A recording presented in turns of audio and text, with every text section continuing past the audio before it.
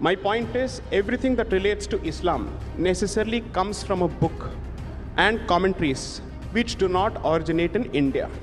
Would that be a correct statement to make? You're absolutely wrong. Oh, please tell me. You don't know. Sahih al-Bukhari was authored in India. Do you know Fatwa Alamgiri?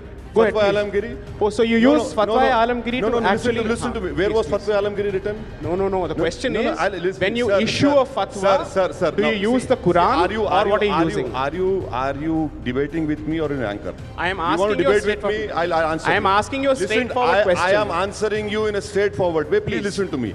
You have. Should I rephrase the question for you to understand I have it better? understood. I understood where you're coming from. Answer, please. I have a question for you, sir. So you don't want to reply to him? You can respond to him after I ask my question. Yeah? Okay.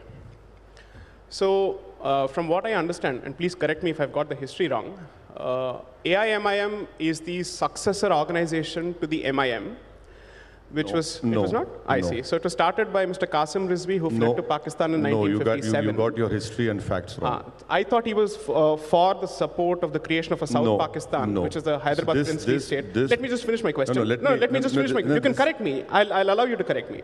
So my question is, as a party, which assume for a moment it's a misplaced conception or it's a misplaced assumption, which sees itself as the legal successor of MIM. No, we don't. I'd like to understand. Your question is how wrong. have you managed to chart your journey from an entity which was for the creation of Pakistan to an entity which supports the Constitution of India? Just explain that to us. You're factually wrong. Okay, please go ahead, explain. So, I don't know which history books you have read, but I can give you some good history books to correct your understanding of history. This is a political party which has no relation whatsoever with the earlier MIM. This is AIMIM. People who had, who were called Razakars, they went to Pakistan. We have no connection whatsoever with the Razakars or with that MIM, which is called. This was a party which was established and registered in the Election Commission of India. We started our political journey in 1958 onwards. And when you register a political party, you have to subscribe and accept to India's constitution. And that is how this political journey has started from 1958 onwards. Okay. So since you mentioned that under this particular government, there has been a lot of, let's say, sabotage as far as the constitution is concerned, I remember that Shri Salahuddin Owaisi, your father, was a contemporary of Indira Gandhi. So I'm trying to understand what was the position taken by your party as an organization towards the policies of Miss or Mrs. Indira Gandhi during her regime, especially during emergency and subsequently. Well, you see, these are journeys wherein sometimes you are in weather of winter or autumn. So, politicians have to travel to various weathers. We supported Mrs. Gandhi. We opposed her, and this has been the reality. Okay. And that is why even Mrs. Gandhi came to our party office for the Sikandarabad by-election. Mr. Shiv Shankar was contesting. So she came to our office, and we supported her at that time. Then we opposed her as well. And now I am a bitter opponent of Congress, and that is why I carry this baggage of being B team, C team, I don't know which team it is. So this is what politics continues. I see. You wanted to respond to Dr. Swami's point. Okay, now to respond to Dr. Swami's point about calling Constitution a Hindu Shastra, right? Hindu Rashtra. He says it validates the concept of Hindu Rashtra. Hindu Rashtra. Yes. For me, the Constitution is not a religious book. It is not even a piece of literature. And for me, religious text is what? That governs my relationship with my God, who I believe in. Constitution, that is not the case with the Constitution. The Constitution is a legal text which says that India has no religion. India has no religion. India celebrates all the religions. In fact, India even celebrates people who don't believe in God. So, on that point, Mr. Swami is wrong. Secondly, Mr. Swami read from the Constitution. He's reading some directive principles. What is the word he used? The state shall endeavor. Now, as a legal student, I am not a legal luminary, Mr. Swami. He is a rightful successor of Lord Denning. I can say that. So the word shall and word may means is mandatory. The word shall is not mandatory. It's the other way around. Okay. No, it's the other way around. Let me plain English tells me it's the other way around. Let me complete. Endeavor. Now, endeavor, when it comes to endeavor, is it compulsory in the government? No. And when you talk about, sir, that cow slaughter, you read earlier, can I just pass me that? Let 1 minute. I could have got it there. See, when it comes to cow slaughter, what it is under directive principle of Organization of Agriculture and Animal Husbandry. Organization of Agriculture and Animal Husbandry. So where is the question of acceding to the Hindu religion over here? And please remember that when Constitution was being made, Shama Prasad Mukherjee was there. And then Mr. Swami talks about directive principles. He talked about Uniform Civil Code. Let me read 51B. To cherish and follow the noble ideals which inspired our national struggle for freedom. He is against protest. How did we get our freedom? Had we not protested? And didn't Ms. Swami's party protest with Anna Hazare? You did protest. You did protest. I mean, not you in person. You don't come out on roads, you go to courts. Yes. But there was a protest. There was a protest. And then you talk about directive principles, sir. Yeah. You know, for Uniform Civil Code, what will be the Uniform Civil Code? Please tell me. Can you reconcile the Daya Bhaga and Mitakshara school of thought? Can you ensure that the Hindu undivided family tax rebates are given to every religion? Isn't that contradicting right to equality? And moreover, sir, you're an economist. Please tell me, sir, I want one answer from you. This present government, how much allocation has been made for protection of cow? May I? Yeah, please. Go ahead. Shall I speak in Hindi now? Or? Sure. Absolutely, please. No compulsion.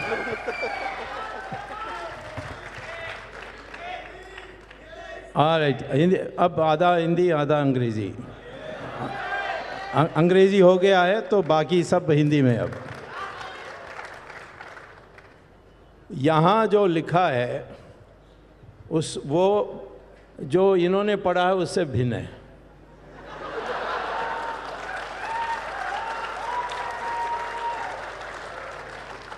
इसमें लिखा है जहाँ तक गौ हत्या पर प्रतिबंध के सवाल पर shall in particular take steps for preserving and improving the breed, okay, no problem, and prohibiting the slaughter of, not strive to prohibit or prohibiting the slaughter of cows and calves and drought cattle.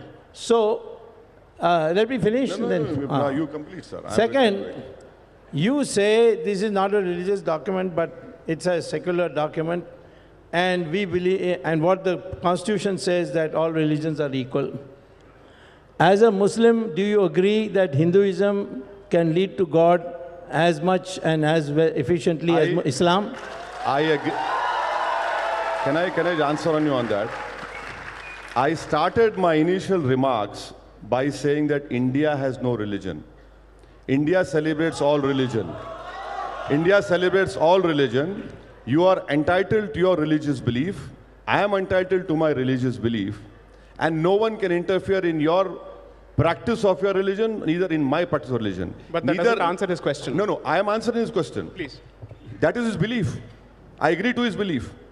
My belief is different. He has to agree to my belief. Yes. That is what I'm telling you. This is the beauty of our Constitution, that you cannot superimpose my views or my views on him. No, I think the question is whether one belief undermines or comes in the way of the other. No, so let's not not at all. Not at all. Yes. Not at all. Everyone is entitled to their beliefs. Okay. Please go ahead with your beliefs. Do not superimpose and make this country a Hindu Rashtra.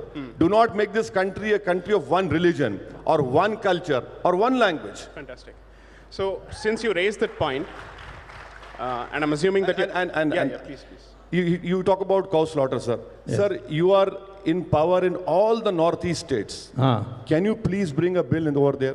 Why are you not doing it? I'll tell you. Please do it, sir. I'll tell you. You have repeatedly said this many times.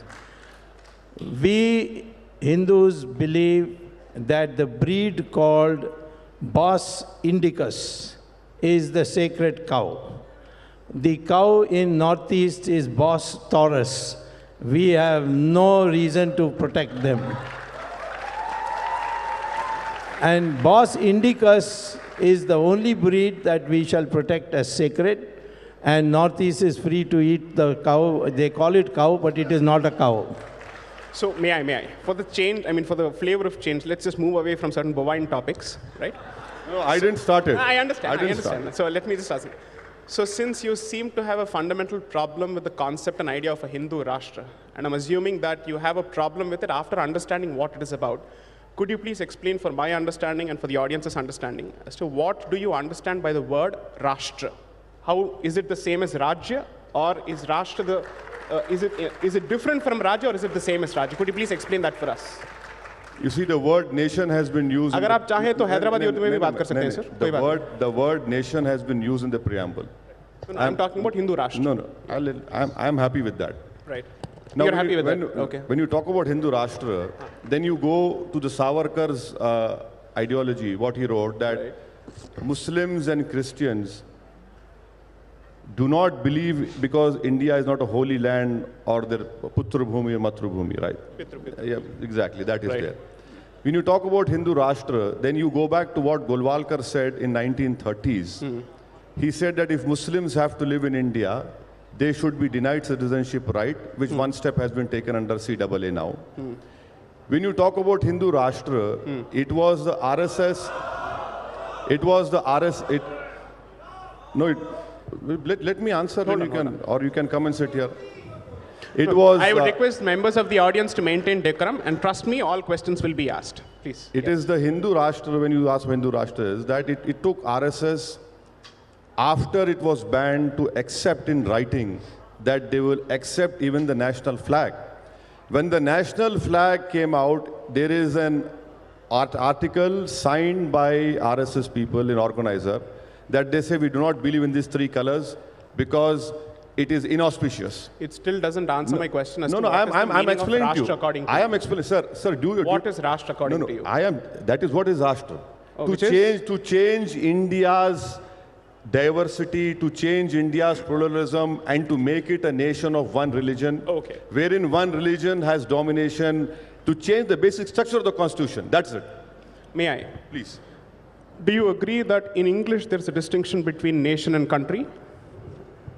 I am speaking about in Indian context. Sir, I am speaking about Indian context. Very straightforward question. No, I am straightforward giving an answer. There's a distinction between nation and country? I am giving you a straightforward answer in relation to India. Right. I am giving you that answer. I am not concerned about what Her Majesty the Queen does. Fine. So let me ask this question. When it comes to interpretation